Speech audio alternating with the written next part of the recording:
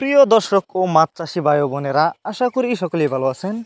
যে যেখান থেকে বসে আমাদের আজকের এই নতুন বছরের নতুন ভিডিওটি দেখছেন তাদেরকে জানাচ্ছি আন্তরিক শুভেচ্ছা ও অভিনন্দন। বরাবরের মতন নিয়ে হাজির হয়েছি আরও একটি নতুন ভিডিওতে আপনারা এখন যে মাছের পানাগুলো দেখতে পাচ্ছেন এগুলো হচ্ছে অরিজিনাল মনোসেক্স তেলাপিয়া মাছের পানা।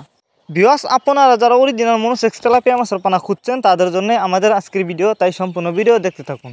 তো ভিডিও শুরুতেই বলে রাখি, তেলাপিয়া মাছের পানা কিন্তু দুই প্রকার হয়ে থাকে, দেশি এবং মনোসেক্স। তো দেশি আর মনোসেক্স তেলাপিয়ার মাঝে যে ব্যবধান রয়েছে, মনোসেক্স তেলাপিয়া মাছ এটি কিন্তু অল্প সময়ে চাষ করে বাজারজাত করা যায়। এর কারণ হচ্ছে মনোসেক্স তেলাপিয়া মাছ দ্রুত বড় হয়, যে কারণে আপনি 6 থেকে 6.5 মাসের ভিতরে চাষ করে বাজারজাত করতে পারবেন। আর দেশি তেলাপিয়া মাছের পানা যদি চাষ করেন তাহলে দেখা যাচ্ছে 3 থেকে 3.5 মাসের ভিতরে পুকুরে বাচ্চা দিয়ে দেয়। আর অরিজিনাল মনোসেক্স তেলাপিয়া মাছের পানা কিন্তু বাচ্চা দেয় না।